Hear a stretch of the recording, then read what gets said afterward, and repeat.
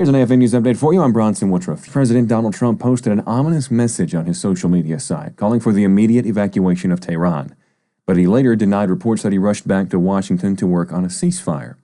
Israel's air campaign on the Iranian capital appeared to broaden the conflict after it issued warnings on Monday for about 300,000 people in Tehran to evacuate before airstrikes hit. People were seen leaving the city this morning, the fifth day of the intensifying conflict. Shops in the historic Grand Bazaar were closed. Iranian authorities insist everything is under control and no guidance has been issued. The man charged with killing one Minnesota lawmaker and wounding another in what prosecutors have described as a meticulously planned attack had dozens of apparent targets. This includes officials in at least 3 other states. Acting U.S. Attorney Joseph Thompson said Monday that Vance Belter allegedly made it to the homes of 2 other legislators on the night of the attacks, but one was on vacation, and the suspect left the other house after police arrived. Thompson said all of the politicians named in his writing were Democrats, including more than 45 state and federal officials in Minnesota. Elected leaders in Michigan, Ohio, and Wisconsin said they, too, were mentioned in his writings.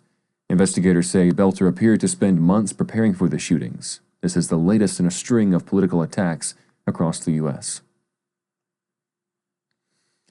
Federal agents arrested New York City Comptroller and mayoral candidate Brad Lander today at an immigration court. We're told this happened as he was trying to accompany a person out of a courtroom. The AP reports one of its reporters witnessed Lander's arrest at a federal building in Manhattan. The person Lander was walking out of the courtroom was also arrested. Lander had spent the morning observing immigration court hearings and told an AP reporter that he was there to accompany some immigrants out of the building.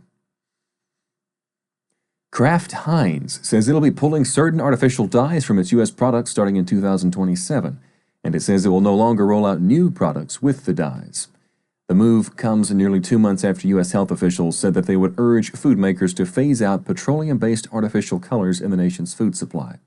Kraft Heinz said today that almost 90% of its U.S. products already don't contain food, drug, and cosmetic colors, but that the products that do still use the dyes will have them removed by the end of 2027.